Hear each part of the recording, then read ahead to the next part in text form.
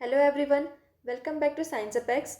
Let me introduce myself. I am Dipti Verma, your instructor.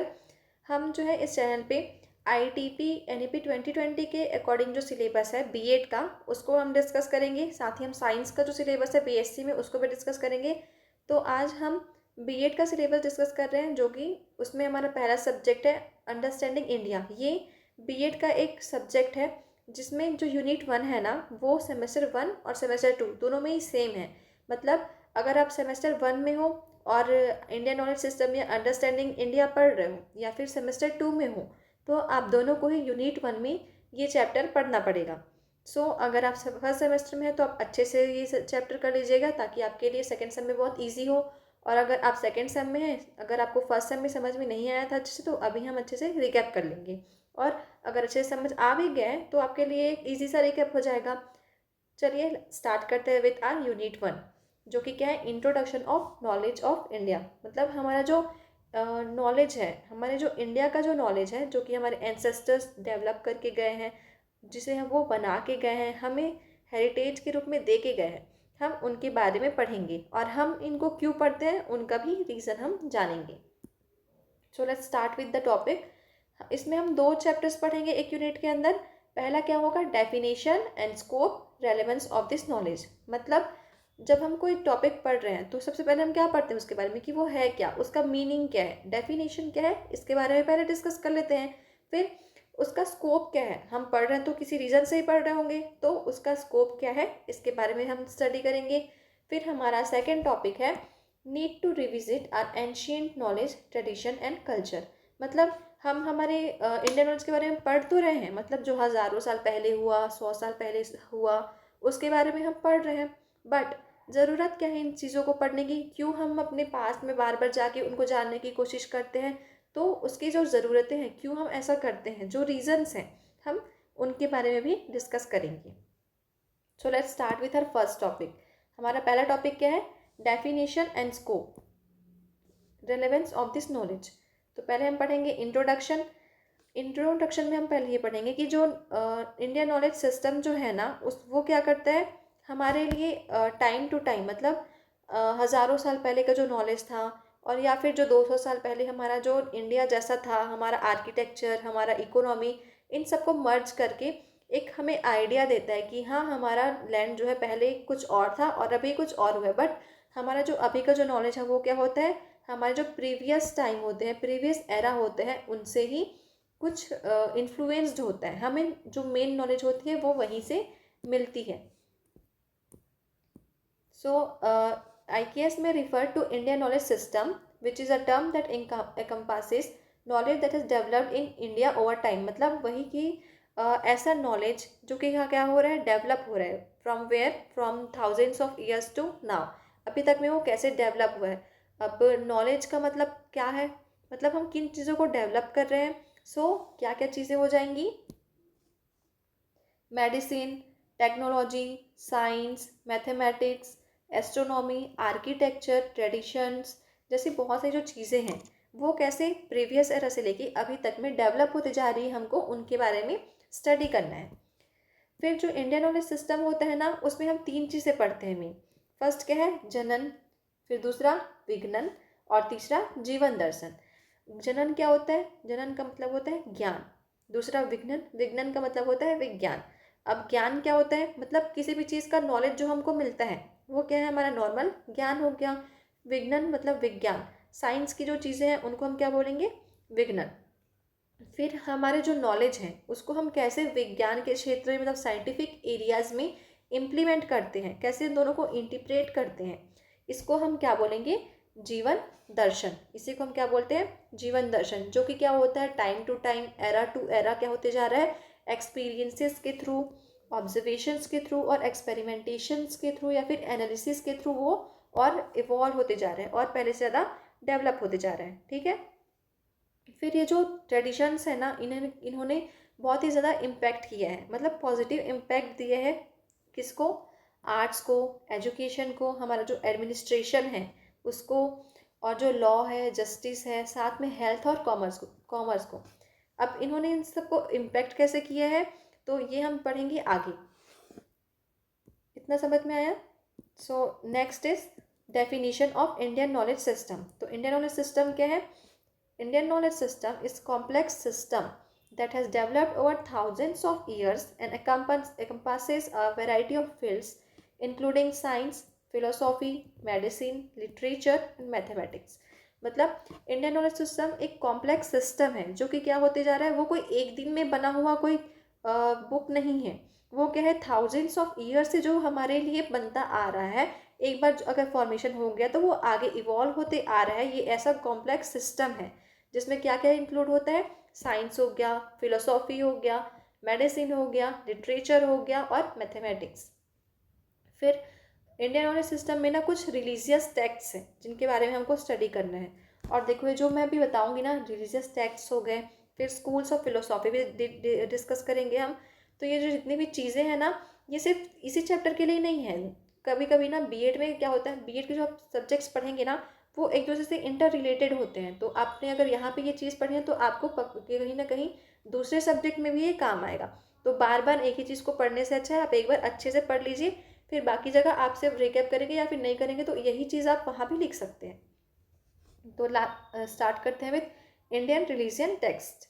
Indian religion text में सबसे पहले हम पढ़ेंगे उपनिषद के बारे में। उपनिषद क्या होता है?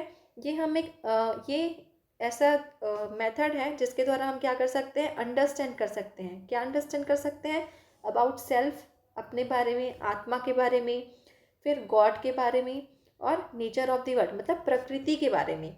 मतलब उपनिषद का मेन मतलब क्या होता है कि इसमें ऐसी चीज़ें लिखी गई हैं जिनसे हम क्या कर सकते हैं, जो हमें मेथड्स प्रोवाइड कराते हैं, जिससे हम खुद के बारे में, गॉड के बारे में और हमारे जो प्रकृति है उसके बारे में जान सकते हैं। हमारे जो इंडियन टेक्स्ट है ना, उनमें more than 100 of Upanishads present हैं।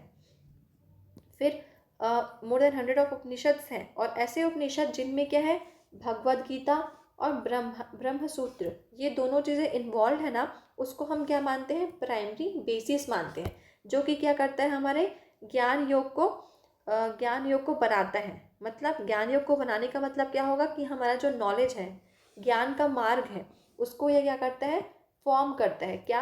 उपनिषद। और कैसा उपनिषद? जिसमें भगवद गीता और ब्रह्मसूत्र दोनों क्या हो, इन्वॉल्व हो। ओके, पहला हो गया उपनिषद। नेक्स्ट पढ़ेंगे हम उपवेद। अब उपवेद क्या है? उपवेद जो है 4 मेन टेक्स्ट से मिलकर बना हुआ है। पहला क्या है, आयुर्वेद। दूसरा क्या है, धनुर्वेद। तीसरा क्या है, गंधर्ववेद। और चौथा है अर्थशास्त्र, जो कि इसमें मेंशन नहीं कर पाई मैं। तो पहला हम देखेंगे आयुर्वेद। आयुर्वेद मतलब आप सबको पता ही है, आयुर्वेद किस चीज़ से डील करता है, विद दी हेल्थ। और कोई भी बीमारी है तो उसको कैसे ठीक कर सकते हैं, इन सारी चीज़ों से आयुर्वेद डील करता है। फिर नेक्स्ट धनुर्वेद। धनुर्वेद किस चीज़ से डील करता है, about the science of warfare. मतलब उस टाइम पे भी लड़ाइयाँ होती थी, तो उस टाइम पे जो टेक्निक्स होते थे, टैक्टिक्स होते थे, मैन्युफैक्चर्स होते थे, जैसे तीर हो गए, उनको कैसे बनाना है, कोई हथियार है उसका कैसे फॉर्मेशन करना है, तो ये सब किस में इन्वॉल्व था, धनुर्वेद में। फिर नेक्स्ट गंधर्ववेद। गंधर्ववेद मतलब जितने भी हमारे आर्टिस्टिक फॉर्म्स हैं ना, जैसे कि सिंगिंग हो गया, डांसिंग हो गया, राइटिंग हो गया, क्रिएटिंग स्कल्पचर, इन सब के बारे में किस में लिखा गया है, गंधर्ववेद में लिखा गया है। फिर नेक्स्ट है हमारा अर्थशास्त्र। अर्थशास्त्र में क्या लिखा गया है? अर्थशास्त्र जो है वो हमारा पॉलिटिक्स और इकोनॉमी पे बेस्ड है। अर्थशास्त्र, इसमें पॉलिटिक्स और इकोनॉमिक्स के बारे में बताया गया है। फिर तीसरा क्या है, वेद। पहले हमने क्या पढ़ा, उपनिषद, फिर उपवेद। उपवेद के 4 पार्ट्स पढ़े। अब हम पढ़ेंगे वेद। वेद आप पहले पढ़ चुके होंगे। वेद क्या है, हमारा ओल्डेस्ट रिलीजियस टेक्स्ट है, जो कि 1500 से 500 BC के टाइम पे लिखा गया था। साथ ही साथ हमने इसका मीनिंग भी देखा है। वेद का मतलब क्या होता है, नॉलेज। मतलब जो हमारे टेक्स्ट लिखे गए हैं ना, वो मेनली किस चीज़ पे बेस्ड है, नॉलेज पे, कि हमको हर एक वेद से क्या क्या नॉलेज मिलता है। वेद के कितने पार्ट्स होते हैं, 4 पार्ट्स। 4 टाइप ऑफ वेद हमने देखा है, ऋग्वेद, यजुर्वेद, सामवेद और अथर्ववेद। तो एक एक करके इन वेदों से भी डील करना है। पहला है ऋग्वेद। ऋग्वेद, ऋग्वेद क्या है हमारा प्राइमरी वेद और इसको हम ओल्डेस्ट वेद भी बोल सकते हैं। फिर ऋग्वेद में क्या है 1028 हिम्स का जो क्रिएशन है, कलेक्शन है, वो पाया जाता है। ये क्या है हमारा oldest form of Sanskrit literature है। इस ये जो ऋग्वेद है इसमें जितने भी हिम्स लिखे गए हैं, जो भी लिखा गया है वो पूरा संस्कृत पे ही लिखा गया है। फिर नेक्स्ट है सामवेद। सामवेद क्या है, ये मेनली मेलोडी और चैंट्स पर बेस्ड है। मतलब इनमें जो म्यूजिकल टोन्स हो गए, म्यूजिकल वेद, ये इसको हम म्यूजिकल वेदा बोलते हैं। क्यों बोलते हैं? बिकॉज इसमें पूरा म्यूजिकल टोन्स पे बेस्ड है। जो स्पेसिफिक ट्यून्स होते हैं, मेलोडी होती है, ये सामवेद उस पर बेस्ड है। फिर नेक्स्ट है यजुर्वेद। यजुर्वेद को हम ऐसे रख सकते हैं कि ये पूरा यज्ञ बेसिस पे बेस्ड होता है। यज्ञ बेसिस मतलब जैसे कि पहले के जो राजा होते थे वो कुछ ना कुछ रिचुअल परफॉर्म कराते थे, या फिर जो नॉर्मल इंसान है ना, कॉमन पीपल, वो भी कुछ ना कुछ यज्ञ परफॉर्म कराते थे। जैसे आज भी हम क्या कराते हैं, हवन कराते हैं, या फिर और भी बहुत सारी चीज़ें होती है जो हम कराते हैं एज ए रिचुअल। तो उस वो सब किस में आ जाएगा, यजुर्वेद में आ जाएगा। फिर अथर्ववेद। अथर्ववेद मतलब ये जो है नॉलेज ऑफ मैजिक, मतलब इसमें पूरा हमारे मैजिक के बारे में बताया गया है, नॉलेज ऑफ मैजिक है। फिर नेक्स्ट ये इसमें आयुर्वेद के बारे में बताया गया है कि science of healing and curing, ये सब इसमें अथर्ववेद में डिस्कस किया गया है। फिर next major school in philosophy. तो इससे पहले इसे पढ़ने से पहले हम डिस्कस कर लेते हैं हमने क्या क्या देखा है अभी तक। पहले हमने क्या देखा, डेफिनेशन देखा। डेफिनेशन के बाद हमने क्या देखा, हमने डेफिनेशन के बाद देखा है about the Upanishad, Upaveda and वेद। ये तीनों क्या है, हमारे रिलीजियस टेक्स्ट हैं। उपनिषद, उपवेद और वेद दोनों के ही 4-4 पार्ट्स होते हैं, उनके बारे में हमने देखा है। फिर अब हम क्या देखेंगे, मेजर स्कूल इन फिलोसॉफी। हमारा जो रिलीजियस टेक्स्ट है ना, उनमें बहुत जगह पे स्कूल इन फिलोसॉफी को मेंशन किया गया है। मेनली ये माना जाता है कि जो स्कूल इन फिलोसॉफी है उनके 6 सिस्टम्स पाए जाते हैं। कौन कौन से? वैशेषिका, न्याय, सामख्य, योग, पूर्व मीमांसा, वेदांत, जिसको हम उत्तर मीमांसा भी बोलते हैं। ये इन सबको आपको याद रखना पड़ेगा। साथ ही साथ इनके जो फाउंडर हैं, इनको जिन्होंने फॉर्मेशन दिया है, हमें उनका भी नाम याद रखना पड़ेगा। जैसे कि कन्नड़ है, कन्नड़, गौतम, कपिल, पतंजलि, जैमिनी, व्यास, और जितने भी और भी साइंटिस्ट हैं जिन्होंने इनको डेवलप किया है, हमें उनके बारे में भी पढ़ना है।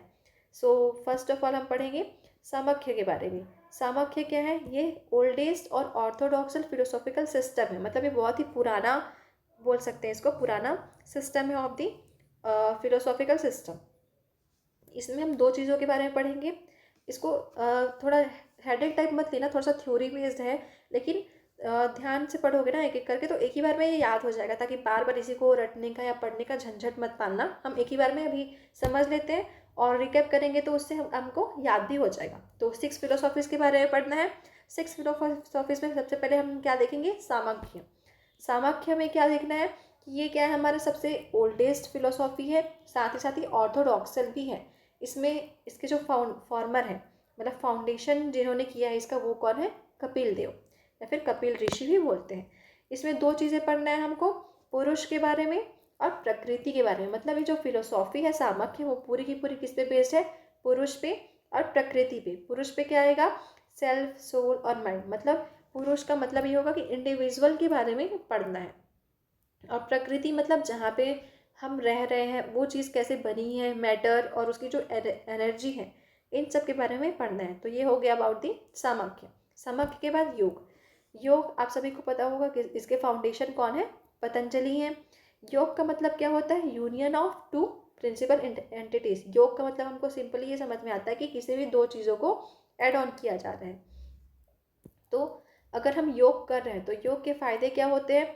योग क्या करता है? हमारी बॉडी को, हमारे माइंड को और हमारे जो सेंस ऑर्गन्स हैं उनको कंट्रोल प्रोवाइड कराता है, जिससे हम क्या कर सकते हैं? मुक्ति प्राप्त कर सकते हैं। और मुक्ति प्राप्त करने के अष्टांग योग भी होते हैं, जिनको भी आपको याद रखना पड़ेगा। याद रखने पड़ेगा का मतलब ये है कि अगर आपको मार्क्स ऐड ऑन कराने हैं ना, तो इसीलिए आपको उन चीज़ों को याद रखना पड़ेगा, ताकि आप वहाँ पे मेंशन कर सकें जब एग्ज़ाम में वो चीज़ें आए। तो पहले हो गया सामख्य, योग, योग के फाउंडेशन कौन थे और योग का मतलब क्या है, और फिर योग में और क्या क्या आएंगे इनके बारे में आप पढ़ेंगे। तो योग में क्या आएगा, अष्टांग योग आता है। अष्टांग योग में क्या आएगा, सॉरी, अष्टांग योग में आएगा यम, यम, नियम, आसन, प्राणायाम, प्रत्याहार, धारणा, ध्यान और समाधि। ये 8 चीज़ें अष्टांग योग के अंदर आती है। तो हमने ये पढ़ा है कि योग क्यों करते हैं हम, ताकि हमें क्या मिल सके, हमारा जो फाइनल एम है वो क्या है, मुक्ति प्राप्त हो सके। तो मुक्ति प्राप्त करने के लिए हमने अष्टांग योग किया।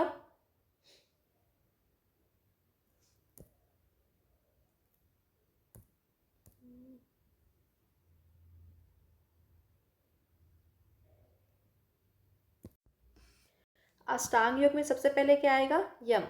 यम का मतलब क्या होता है, सेल्फ कंट्रोल। मतलब हमको, हमारा अल्टीमेट एम ये है कि हम मुक्ति प्राप्त कर सके। तो मुक्ति प्राप्त करने के लिए सबसे पहले हम क्या सीखेंगे कि कैसे हम सेल्फ कंट्रोल कर सकते हैं। फिर नियम, मतलब ऑब्जर्वेशन ऑफ रूल्स, ऑब्जर्वेशन के साथ साथ रूल्स को फॉलो करना भी नियम के अंदर आता है। फिर आसन, मतलब आपने ये नोटिस किया होगा कि कुछ कुछ ऐसे पोस्चर्स होते हैं जिनमें आप अच्छे से अगर बैठ के पढ़ते हो तो आपको जल्दी याद होता है। जैसे अगर हम लेट के पढ़ रहे हैं तो फिर नहीं याद होगा वो। तो हर एक चीज़ के लिए एक पर्टिकुलर पोस्चर होता है, तो आसन फॉलो करना ज़रूरी होता है उसके लिए। फिर प्राणायाम, प्राणायाम मतलब ब्रेथ कंट्रोल। अगर आप करते होंगे तो आपको पता होगा, नहीं तो आपने देखा भी होगा करते हुए। फिर प्रत्याहार, प्रत्याहार मतलब चूजिंग एन ऑब्जेक्ट। यहाँ पे ऑब्जेक्ट का मतलब क्लैरिफाई ये कर रहा है कि अगर हमें मुक्ति चाहिए, हम योग कर रहे हैं, हमारा कोई पर्टिकुलर एम है, तो उस पर्टिकुलर एम के लिए हमको जो ऑब्जेक्ट चूज करना पड़ेगा उसको हम बोलते हैं प्रत्याहार। फिर फिक्सिंग दी माइंड, मतलब धारणा। धारणा मतलब हम ऐसे बोल सकते हैं जो पॉइंट ऑफ व्यू है कि हमको अगर कोई चीज़ चाहिए तो हम उसके लिए कैसा पॉइंट ऑफ व्यू बना के रखे हैं, वो हमारा क्या हो जाएगा, धारणा हो जाएगा। फिर ध्यान, मतलब अगर हमें कोई चीज़ चाहिए, हमने उस एक ऑब्जेक्ट को चूज़ कर लिया, अब हम क्या करेंगे, उस पर्टिकुलर ऑब्जेक्ट पे कॉन्सेंट्रेट करेंगे, तो ये क्या हो जाएगा, हमारा ध्यान हो जाएगा। फिर कंप्लीट डिसोल्यूशन ऑफ सेल्फ, समाधि का मतलब ये होता है कि अब जो चीज़ हमें चाहिए, हम जैसे कि आपको, अगर ये आपका एम है कि मुझे इस सेमेस्टर में टॉप करना है, तो आप क्या करेंगे, पूरा खुद को क्या कर देंगे, इस चीज़ पे डिसॉल्व कर देंगे। आपका माइंड कहीं और नहीं रहेगा, सिर्फ और सिर्फ आपके एग्ज़ाम में रहेगा, आपके सिलेबस में रहेगा, ताकि आप क्या कर सके, उस पर्टिकुलर जो आपका ऑब्जेक्ट है उसको क्या कर सके, प्राप्त कर सके, उसके साथ कंटिन्यू कर सके। योग में ऐसा माना जाता है कि जो हमारे टीचर हैं या फिर हमारे जो गाइड हैं, ये क्या है, हमारे लिए एक ऐसा प्रेजेंस ऑफ गॉड, हमको उन्होंने ऐसा माना है कि जो टीचर हो गया या जो हमारे गाइड हैं वो क्या है, हमारे गॉड की तरह ही है। तो हमने जो 6 फिलोसॉफीज में पहले क्या देख लिया, पहले देखा हमने योग, योग के पहले हमने सामख्य देख लिया, 2 चीज़ें हमने देख ली। फिर तीसरा है न्याय। न्याय क्या है, ये जो है गौतम मुनि के द्वारा फाउंड किया गया है। गौतम मुनि ने न्याय का फॉर्मेशन किया है। न्याय जो है वो, न्याय का मतलब हम ऐसे समझ सकते हैं कि इसमें पूरी वही चीज़ें आती हैं जो हम जानते हैं, जिनके लिए हमारे पास प्रूफ हो। मतलब न्याय जो है, न्याय फिलोसॉफी जो है वो कभी भी ऐसी चीज़ों को एक्सेप्ट नहीं करता जो कि क्या, जिनके पास क्या हो, एक साइंटिफिक रीज़न ना हो या फिर उनके पास कोई प्रूफ ना हो कि ये बात सही है कि गलत है। ये क्या है, पूरी तरीके से लॉजिकल थिंकिंग पे बेस्ड होती है। न्याय सूत्र में ऐसा माना जाता है कि अगर हमें वैलिड नॉलेज के बारे में जानना है, अगर हमें पता करना है कि जो हमें बातें बताई जा रही हैं वो सच है कि नहीं है, तो उसके लिए हम 4 स्टेप्स को फॉलो कर सकते हैं। पहला परसेप्शन, दूसरा इन्फेरेंस, तीसरा कंपैरिजन एंड चौथा वर्बल टेस्टिमनी। जैसे कि मैंने आपको कोई चीज़ बताई है तो आप पहले उसको सुनेंगे, फिर क्या करेंगे, आप उसके बारे में रिसर्च करेंगे कि क्या सच में उन्होंने जो बताया है वो सच बोला है या झूठ बोला है। फिर आप पहले रिसर्च करेंगे, फिर आपने जो सच या झूठ के बीच में जो कंपेयर किया है, इसको हम कंपैरिजन बोलेंगे। और फाइनल ये होगा कि कोई वर्बल टेस्टिमनी देगा, जैसे कि और कोई होगा, उससे आप पूछेंगे जिससे आपको प्रूफ मिल सके, तो वो क्या हो जाएगा, वर्बल टेस्टिमनी हो जाएगा। तो न्याय में क्या आएगा, सबसे पहले इनका फॉर्मेशन किसने किया, गौतम मुनि ने किया। ये जो है लॉजिकल थिंकिंग पे बेस्ड है और ये प्रीवियस एक्सपीरियंसेस को फॉलो करता है, ना कि जो कोई कुछ भी बात बता देता है उसको नहीं मानता ही। उसके लिए इसको क्या चाहिए होता है, एक प्रूफ चाहिए होता है। फिर इसमें 4 स्टेप्स आएंगे, परसेप्शन, इन्फेरेंस, कंपैरिजन और वर्बल टेस्टिमनी। ठीक है। फिर नेक्स्ट हम पढ़ेंगे वैशेषिका। वैशेषिका, इनको जो वैशेषिका फिलोसॉफी है उसको प्रपोज किया है सेज कन्नड़ ने। इस फिलोसॉफी में एटम्स के बारे में ही बताया गया है। इसमें ये माना गया है कि जो हमारा यूनिवर्स है, जो हमारा फिजिकल यूनिवर्स है, उसका जो फाइनाइट नंबर, अगर हम सबसे छोटा पार्टिकल अगर हम देखेंगे तो वो क्या होता है, एक तो एटम होता है और दूसरा ब्राह्मण। ब्राह्मण को भी एज अ फोर्स इन्होंने बताया है।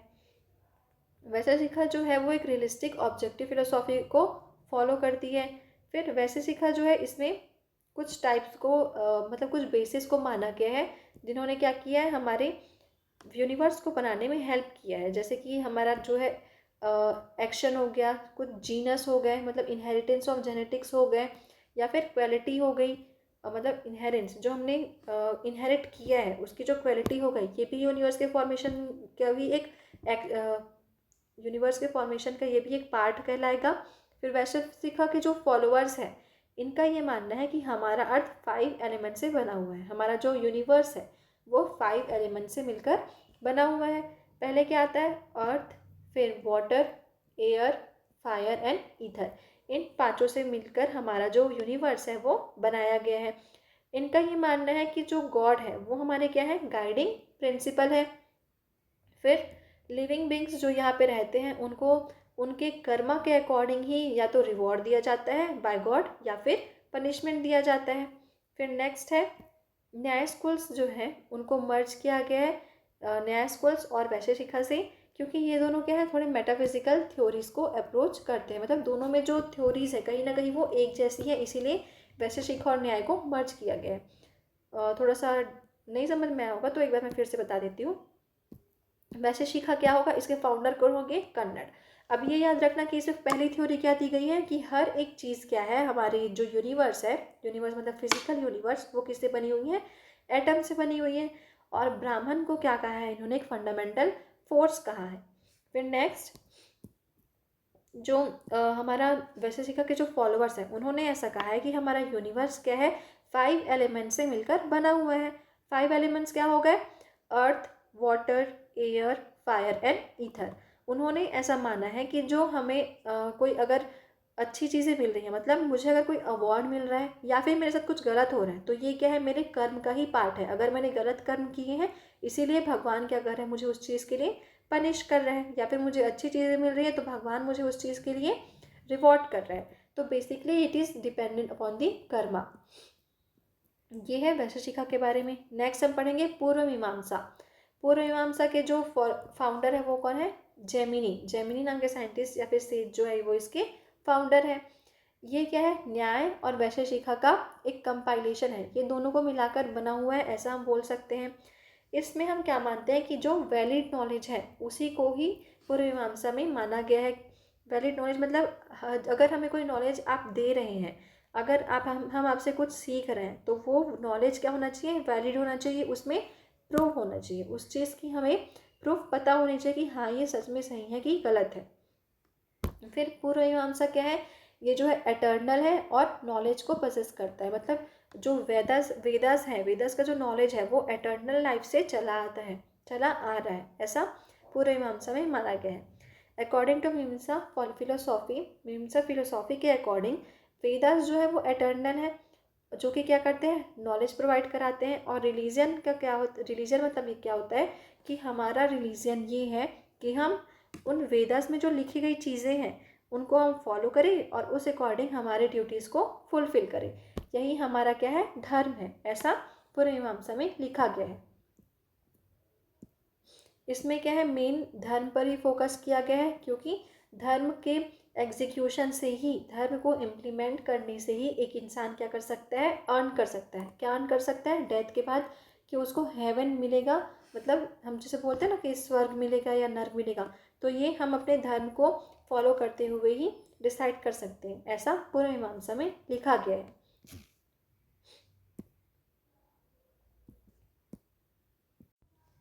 नेक्स्ट हम पढ़ेंगे अबाउट दी वेदांत। वेदांत को हम क्या बोलते हैं, उत्तर मीमांसा भी बोल सकते हैं, क्योंकि ये क्या है, पूर्व मीमांसा के बाद आता है तो इसको इसीलिए हम उत्तर मीमांसा भी बोलते हैं। ये जो वेदांत होता है ना, वो उपनिषद और जो ब्राह्मण्स हैं इनके बीच का कंपैरिजन है। मतलब इस ये जो है इसमें ज़्यादातर उपनिषद के जो बातें हैं, उपनिषद की बातें मतलब क्या हो जाएगा कि जो स्पिरिचुअल बातें हैं, जो उनमें लिखी गई बातें हैं, उनको ये मानता है, ना कि जो ब्राह्मण्स हैं उनके इंस्ट्रक्शंस को फॉलो करता है। जैसे कि ब्राह्मण्स के इंस्ट्रक्शन मतलब रिचुअल्स हो गए, तो ये उन रिचुअल्स को परफॉर्म ना करके जो उपनिषद में लिखी गई स्पिरिचुअल बातें हैं ये उन पे फोकस करता है। वेदांत जो है वो फिर फर्दर 6 सब कमेंट्रीज में डिवाइडेड है, सब स्कूल्स में डिवाइडेड है। उनमें से हमको 3 को स्टडी करना है। पहला क्या है? अद्वैत, जो कि क्या है आदि शंकराचार्य जी के द्वारा दिया गया है। इसमें क्या है, ब्राह्मण और जो सेल्फ है आत्मा, इन दोनों को अलग, इन दोनों को सेम माना गया है। और इनके जो डिफरेंसेस हैं उनको अगर हमने जान लिया तो हम क्या कर लेंगे, लिबरेशन मतलब मुक्ति प्राप्त कर लेंगे, ऐसा अद्वैत में लिखा गया है। फिर नेक्स्ट विश्व अद्वैत। विश्व अद्वैत में विशिष्ट अद्वैत, विशिष्ट अद्वैत में ये जो है रामानुज के द्वारा दिया गया है। इसमें जितनी भी डाइवर्सिटीज़ हैं, ब्राह्मण हो गए या फिर आत्मा हो गई, इन सभी को एक पर्टिकुलर एक होल की तरह, एक होल यूनिवर्स की तरह माना गया है कि ये सभी मिलकर क्या करते हैं, यूनिवर्स का फॉर्मेशन करते हैं। फिर नेक्स्ट द्वैत। द्वैत जो है वो माधवाचार्य जी के द्वारा दिया गया है। इसमें हम ऐसा मानते हैं कि जो ब्राह्मण है और आत्मा है, दोनों की दोनों क्या है, अलग एंटिटीज़ हैं। और भक्ति का मार्ग फॉलो करके ही हमको क्या मिल सकता है, मुक्ति या फिर साल्वेशन प्राप्त हो सकता है। तो हमने 3 चीज़ें क्या पढ़ी है, अद्वैत, विशिष्ट अद्वैत और द्वैत। अद्वैत का मतलब क्या हो जाएगा, ब्राह्मण और आत्मा दोनों क्या है, सेम चीज़ें हैं। फिर विशिष्ट अद्वैत में हम क्या पढ़ेंगे कि जितनी भी ब्राह्मण और आत्मा के अलावा भी जितनी भी डाइवर्सिटीज़ हैं, उन सभी को मिलाकर ही हम क्या बनाते हैं, एक यूनिफाइड होल फॉर्मेशन करते हैं। फिर द्वैत। द्वैत का मतलब क्या हो जाएगा कि जो ब्राह्मण है, आत्मा है, ये दो क्या है, अलग अलग एंटिटीज़ हैं। जैसे द्वैत, अद्वैत में हमने क्या माना कि ये दोनों सेम एंटिटीज़ हैं, और यहाँ पे हम क्या मानेंगे कि ये दो डिफरेंट एंटिटीज़ हैं। और भक्ति का रूट फॉलो करके ही हमको साल्वेशन मिलेगा, ऐसा द्वैत में लिखा गया है। फिर हमने अभी जो 6 फिलोसॉफीज पढ़े उसको हम एक बार देख लेते हैं। फिर हमें क्या पढ़ा, सबसे पहले सामख्य पढ़ा। सामख्य में हमने क्या पढ़ा, ये ओल्ड एज है, ऑर्थोडॉक्स है, इसमें पुरुष और प्रकृति के बारे में बताया गया है। फिर नेक्स्ट है योग। योग क्या है, हमें मुक्ति का रास्ता प्रदान करता है, इसमें अष्टांग योग के बारे में हमने देखा। फिर योग क्या एडमिट करता है कि टीचर और गाइड जो है वो एग्जिस्टेंस ऑफ गॉड को, मतलब ऐसा माना गया है कि योग में ऐसा मानते हैं, टीचर और गाइड जो है दोनों के दोनों एग्जिस्टेंस ऑफ गॉड को दर्शाते हैं। फिर न्याय। न्याय गौतम मुनि के द्वारा दिया गया है। इसमें हम कोई भी चीज़ को ऐसे ही एक्सेप्ट नहीं कर लेते, जब तक हमें वो उसका कोई टेस्टिमोनी, कोई प्रूफ नहीं मिल जाता, तब तक हम उसको एक्सेप्ट नहीं करेंगे, ऐसा इसमें बताया गया है। हमको उसके लिए रीज़न चाहिए होता है, एक्सपीरियंस चाहिए होता है, और साइंटिफिक रिसर्च चाहिए होता है। फिर ये जो है टोटली बेस्ड होता है लॉजिकल थिंकिंग पे। न्याय सूत्र में 4 स्टेजेस हैं जिनके थ्रू हम नॉलेज को गेन कर सकते हैं, जैसे perception, inference, comparison and verbal testimony. फिर नेक्स्ट है वैशेषिका। वैशेषिका कन्नड़ जी के द्वारा दिया गया है। इसमें यूनिवर्स का जो सबसे छोटा पार्टिकल है उसको एटम को बताया गया है, और ब्राह्मण जो है इन फंडामेंटल फोर्सेस के लिए रिस्पॉन्सिबल है, ऐसा बताया गया है। फिर 5 एलिमेंट से मिलकर बना हुआ है, ऐसा इनके फॉलोअर्स मानते हैं, earth, water, air, fire and ether.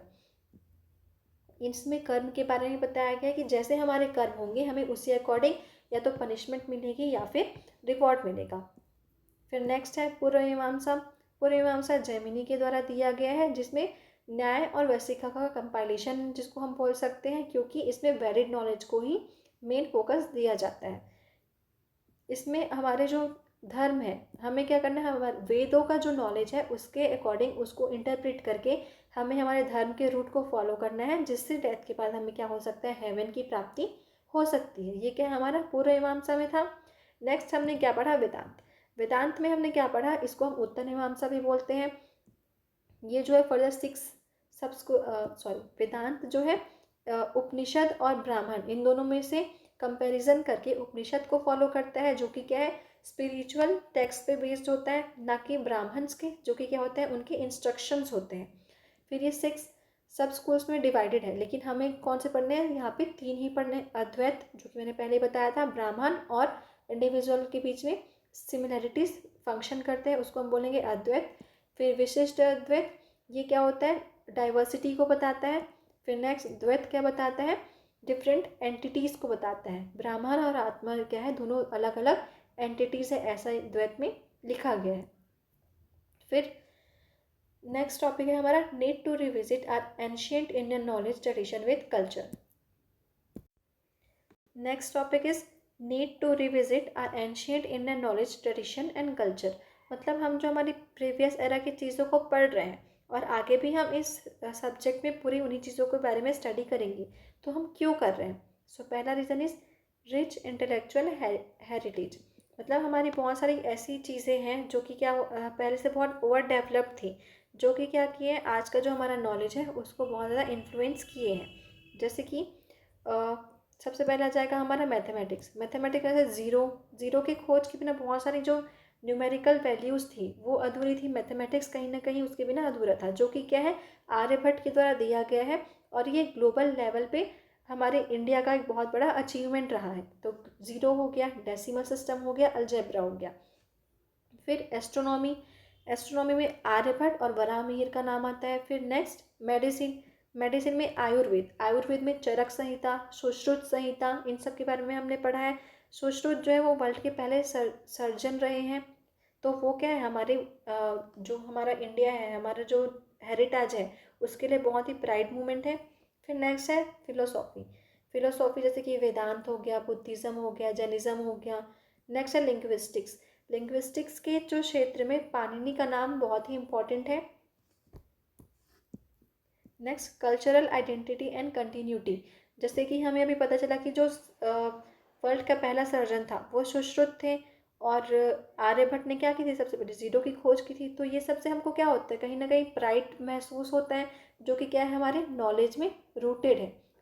और साथ ही साथ हमको अपनी जो आइडेंटिटी है कि हम इंडियंस हैं, तो हमारे हमारे उसके लिए एक sense of identity, stronger sense of identity क्या होती है, डेवलप होती है। और साथ में हमें सेल्फ वर्थ भी रियलाइज होता है। फिर नेक्स्ट थर्ड पॉइंट है continuity with tradition, helping future generation remain connected with their roots, ताकि हमारे जो आगे के जनरेशन हैं उनको हम ये सब बता सकें और उनको भी अपनी इंडिया पे क्या हो सके, प्राइड हो सके। नेक्स्ट टॉपिक है अल्टरनेटिव वर्ल्ड व्यूज़ एंड फिलोसॉफीज़। तो अल्टरनेटिव वर्ल्ड व्यूज़ का मतलब ये होगा कि हम जो है पूरी तरीके से इंडिजीनियसली रह सकते हैं। मतलब हमें हर चीज़ के लिए क्या है, वेस्टर्न चीज़ों पे डिपेंड होने की ज़रूरत नहीं है। जैसे कि हमारा प्रीवियस टाइम था, जब आयुर्वेद का टाइम था, तो वहाँ पे जो उस चीज़ों को बनाए हैं, मतलब जो उन मेडिसिन को बनाए हैं वो भी इंडियन थे। और जिन चीज़ों से मिलकर वो मेडिसिन बना है, जो जैसे कि हम नॉर्मल एग्जांपल ले लेते हैं कि सर्दी खांसी होने में हम काढ़ा पीते हैं, तो काढ़ा कोई अभी की चीज़ नहीं है, वो बहुत पुरानी चीज़ है जो हमारी होम रेमेडीज़ में काम आती है। तो उन्हें जो डेवलप किया गया है वो कोई फॉरेन के इंसान से तो नहीं डेवलप हुआ है, वो क्या है, हमारे ही एंसेस्टर्स ने डेवलप किया है। साथ ही साथ उनमें जो चीज़ें यूज़ हो रही हैं वो भी हमारी खुद की इंडिजीनियस ही है। मतलब हमें किसी और पे या फिर वेस्टर्न पर्सपेक्टिव्स पे डिपेंड नहीं होने की ज़रूरत है। इससे हमारा हॉलिस्टिक हेल्थ डेवलप हो सकता है, इकोलॉजिकल सस्टेनेबिलिटी डेवलप हो सकती है। फिर next innovation and interdisciplinary research, मतलब इसके थ्रू अब हमारे पास एक बेसिक नॉलेज है, हम उस बेसिक नॉलेज को और भी अच्छी अच्छी जगहों पर यूज़ कर सकते हैं ताकि वो क्या कर सके, हमारे काम आ सकें। जैसे कि लिंग्विस्टिक्स हो गए, मेडिसिन हो गए, मेडिसिन पे हम आगे और रिसर्च कर सकते हैं, आर्किटेक्चर हो गया, तो इन सारी चीज़ों पे हम डिस्कस कर सकते हैं। सो लेट्स, इतना आपको समझ में आया होगा, तो हम रिकैप करते हैं एक बार स्टार्टिंग से। सबसे पहले हमने डेफिनेशन देखा ऑफ इंडियन नॉलेज सिस्टम, ये क्या है, कॉम्प्लेक्स सिस्टम है जो कि डिफरेंट वेराइटीज़ ऑफ फील्ड से मिलकर बना हुआ है, हज़ारों साल से क्या होते आ रहा है, डेवलप होते आ रहा है। फिर उसके बाद रिलीजियस टेक्स्ट के बारे में हमने पढ़ा। पहला उपनिषद, उपनिषद में हम क्या पढ़ते हैं, अबाउट द सेल्फ, कैसे हम डिफरेंट मेथड्स के थ्रू खुद को समझ सकते हैं और नेचर को भी जान सकते हैं। फिर उपवेद के बारे में पढ़ा। उपवेद क्या है, 4 मेन टेक्स्ट से मिलकर बना हुआ है। पहला क्या था, अथर्ववेद, आयुर्वेद को हम पहले में रखते हैं, आयुर्वेद, धनुर्वेद, गंधर्ववेद और अर्थशास्त्र, जिसको हम स्तंभ वेद भी बोलते हैं। तो उपवेद में क्या, आयुर्वेद में क्या आएगा, about the science of health, कि हमें क्या कोई अगर बीमारी हो रही है तो हमें उसके बारे में पता होना चाहिए, उसको कैसे ठीक करना है इसके बारे में भी हमें पता होना चाहिए। फिर धनुर्वेद, अबाउट द वॉरफेयर, मतलब लड़ाई झगड़े वाली जो चीज़ें होती हैं उनको हम कैसे डील कर सकते हैं उसके बारे में धनुर्वेद में लिखा गया है। फिर गंधर्ववेद, गंधर्ववेद मतलब हमारे जो फॉर्म्स ऑफ डांसिंग हो गए, सिंगिंग हो गए, मतलब जितनी भी एस्थेटिक वाली चीज़ें हैं, आर्ट्स की चीज़ें हैं, वो किस में आएंगी, गंधर्ववेद में आएगी। फिर अर्थशास्त्र, मतलब इसमें पॉलिटिक्स और इकोनॉमिक्स चीज़ों से डील करना सिखाया है। फिर वेद के बारे में पढ़ा, वेद संस्कृत वर्ड से लिया गया है जिसका मतलब होता है नॉलेज, ये बहुत ही ओल्डेस्ट संस्कृत टेक्स्ट है। फिर वेद के 4 पार्ट होते हैं, ऋग्वेद, यजुर्वेद, सामवेद, अथर्ववेद। फिर मेजर स्कूल्स के बारे में पढ़ना है हमको। मेजर स्कूल में हमने 6 स्कूल के बारे में पढ़ा। पहला क्या था, सामख्य। फिर दूसरा क्या था, न्याय, योग, वैशेषिका, पूर्व मीमांसा, उत्तर मीमांसा। और इनके फाउंडेशन, जो फॉर्मेशन जिन्होंने किया है उनके बारे में हमको पढ़ना है। पहला सामख्य, सामख्य कपिल देव के द्वारा बनाया गया था, ओल्डेस्ट है, ऑर्थोडॉक्स है, और पुरुष और प्रकृति के बारे में इसमें हम डिस्कस करते हैं, ठीक है। फिर नेक्स्ट है योग। योग में हम क्या करते हैं, योग का मतलब बताएंगे हम पहले, फिर हम योग क्यों करते हैं, बिकॉज टू गेट लिबरेशन, मुक्ति के लिए करते हैं। फिर अष्टांग योग को एक्सप्लेन कर देना है। फिर न्याय, न्याय जो है गौतम मुनि के द्वारा दिया गया है, और न्याय में हम क्या मानते हैं कि हम ऐसी भी कोई चीज़ों को एक्सेप्ट नहीं कर लेते जब तक हमारे पास उसका साइंटिफिक रीज़न ना हो। ये किस पे बेस्ड है, लॉजिकल थिंकिंग पे बेस्ड है। 4 स्टेप्स बताए गए हैं ताकि हम वैलिड नॉलेज को जान सकें। फिर 4, perception, inference, comparison and verbal testimony. फिर नेक्स्ट है वैशेषिका, वैशेषिका कन्नड़ के द्वारा दिया गया था। इसमें एटम जो है सबसे स्मॉलेस्ट पार्टिकल है उसके बारे में बताया गया है, और उनका जो फोर्स ऑफ अट्रैक्शन है, जो फंडामेंटल फोर्स है, उसको ब्राह्मण को माना गया है।